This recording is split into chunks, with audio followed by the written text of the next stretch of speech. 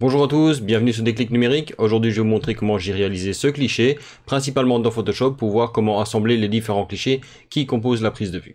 C'est parti.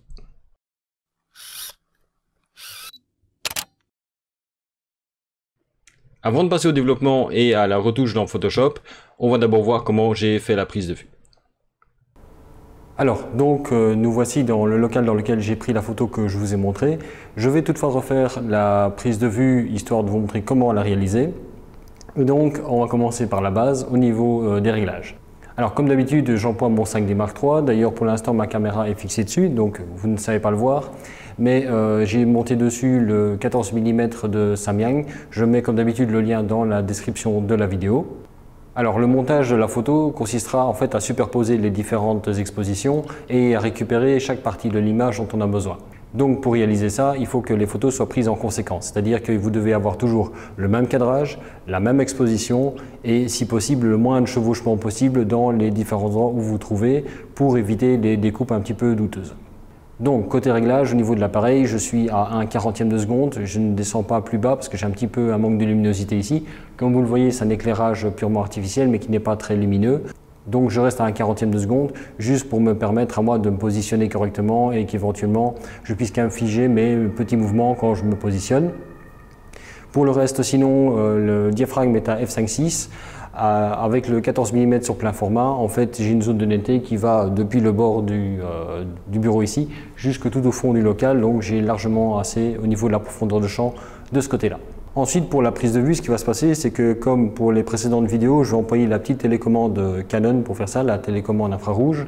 Vous pouvez le faire avec retardateur aussi, mais dans ce cas-là, vous avez maximum 10 secondes pour vous positionner.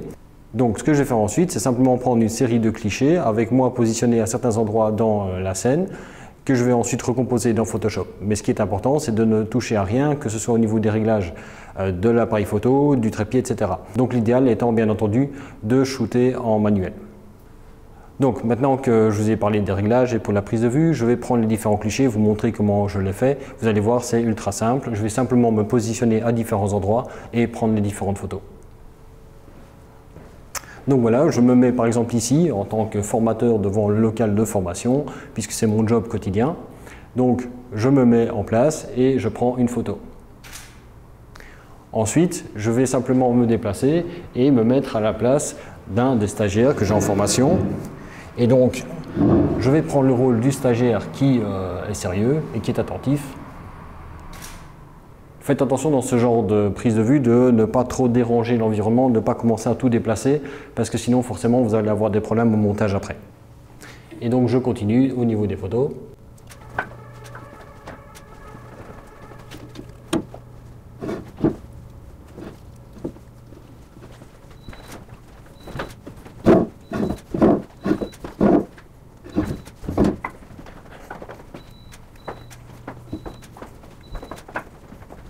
La prise de vue est maintenant faite, on passe maintenant dans Photoshop pour assembler tout ça. Alors comme vous pouvez le voir ici dans Lightroom, j'ai les différents clichés qui sont réalisés. Je vais rapidement les passer en vue. Vous voyez que j'ai une série de clichés qui sont faits où j'ai les différentes poses. Je suis aux différentes places dans le local. Le but va être d'assembler tout ça dans Photoshop.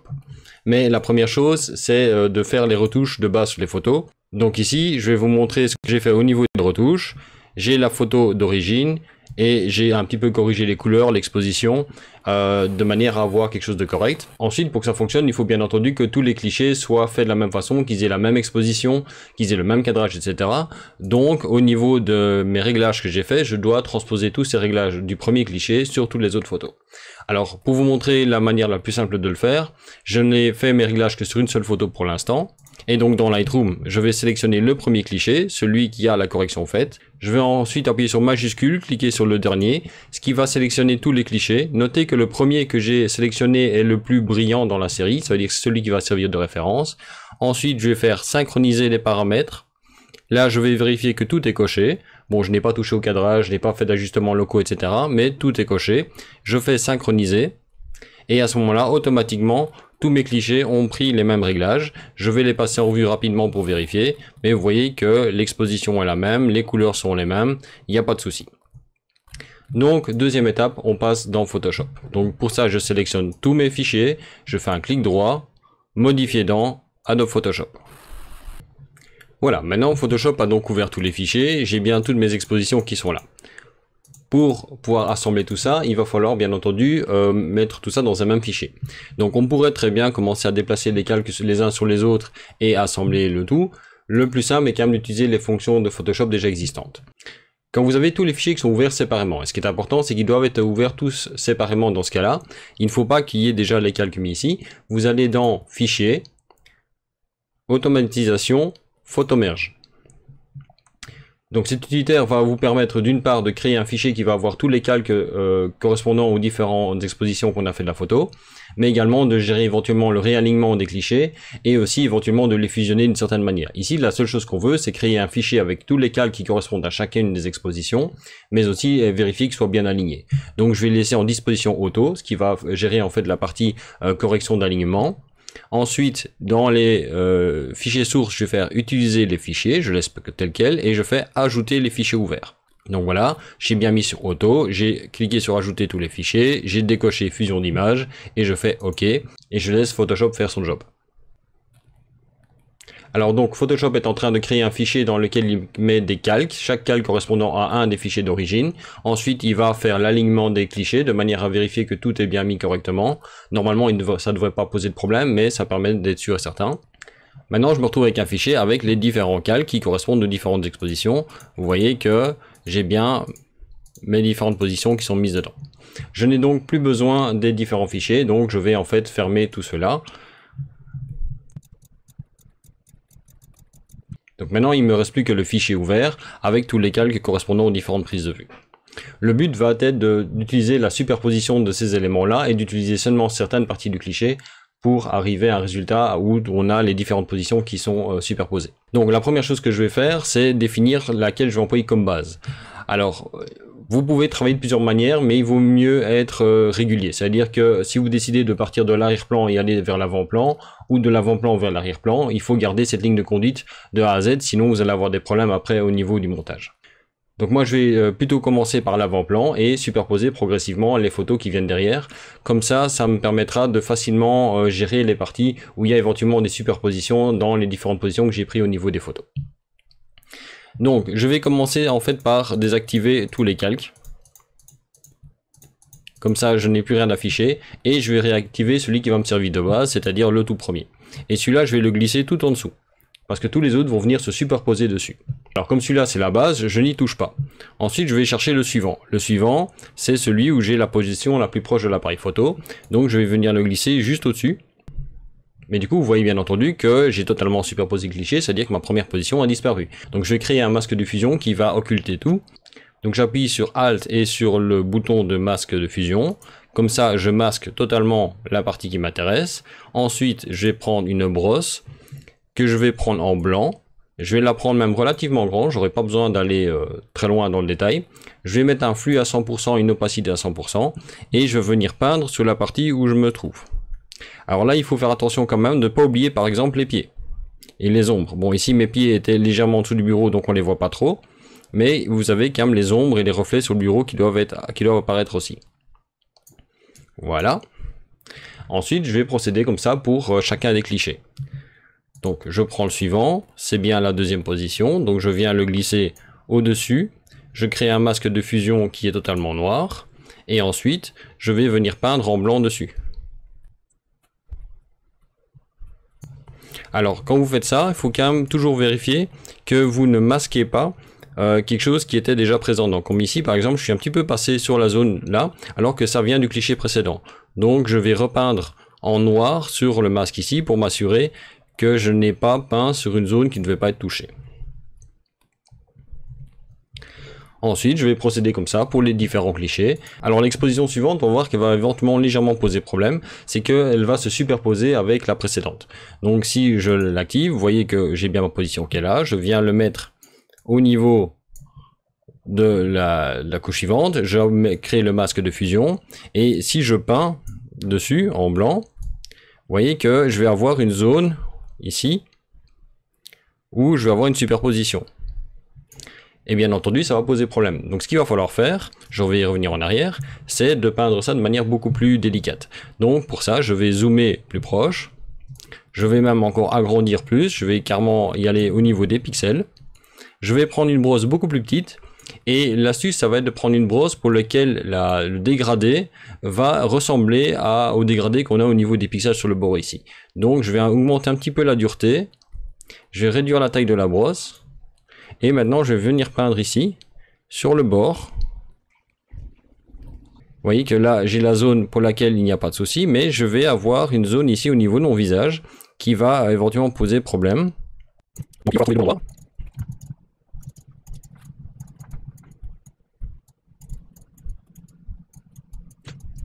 Alors là, comme vous le voyez, il y a une zone dans laquelle on va chevaucher. Et donc ce que je vais devoir faire, c'est peindre de manière très délicate.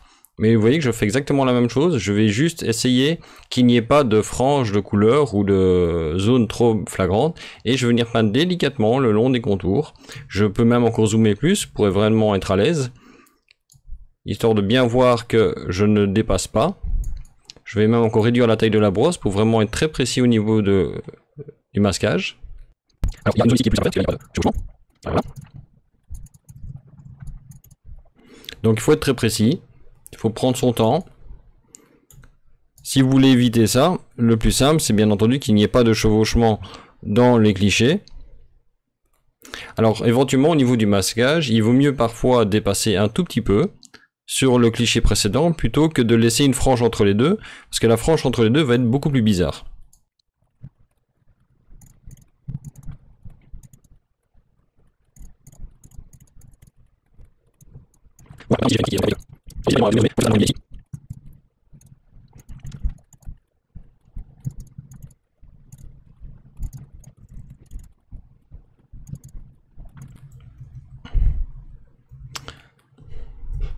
Donc cette couche-ci a pris un peu plus de temps, mais en zoomant un petit peu plus près au niveau du masquage, vous arrivez à faire un travail très propre.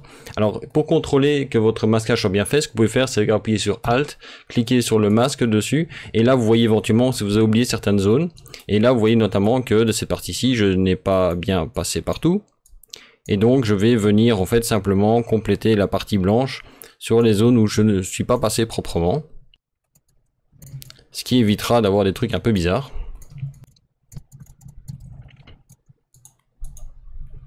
Et ensuite, il n'y a plus qu'à procéder comme ça pour toutes les expositions. Donc je vous en montre encore un rapidement, qui de nouveau était assez compliqué au niveau de la découpe, mais ça va aller. Donc je le prends, je le déplace, je crée le masque de fusion. Ensuite, je vais venir révéler la partie qui m'intéresse. Ici, je vais devoir de nouveau être assez précis au niveau de la sélection. Et donc je vais venir zoomer très près, avec un pinceau relativement fin, avec un petit peu de dureté aussi, et je vais venir simplement ici, venir peindre sur les bords, de manière à d'abord faire le contour, et puis peindre à l'intérieur ce qui manque, pour arriver à un résultat correct.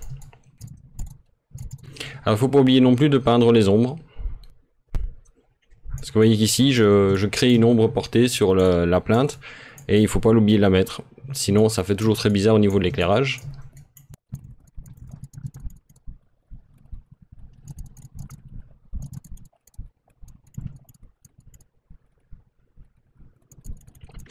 Alors ici, par exemple, ce que j'ai fait, c'est tracer le contour autour des doigts. D'ailleurs, je vais encore un petit peu continuer pour bien vous montrer. Je ne fais que le contour. Je prends une brosse relativement fine, mais je vais vraiment chercher le contour à l'intérieur. Je rogne un petit peu sur les doigts, mais c'est pas très grave, ça se verra pas trop. Surtout que là, je suis quand même au niveau des pixels. Je prends du détail assez important. Et ce que je vais faire après, c'est venir peindre en fait les zones qui n'ont pas été prises. Donc j'ai employé une brosse très fine pour définir le contour. Et après, il me reste plus qu'à remplir la partie qui doit encore être entre les deux. Et donc vous voyez qu'ici, ça va relativement facilement une fois que les bords sont faits. Il faut juste avoir un petit peu de patience pour le faire. Ça prend un petit peu de temps. Il faut un petit peu chipoter. Et vous voyez qu'ici je le fais à la souris, donc c'est tout à fait faisable. En temps normal je le fais à la tablette graphique, ce qui va un petit peu plus vite parce que je suis beaucoup plus précis. Mais le fait de le faire ici à la souris fonctionne très bien, il n'y a aucun problème. C'est juste plus de patience.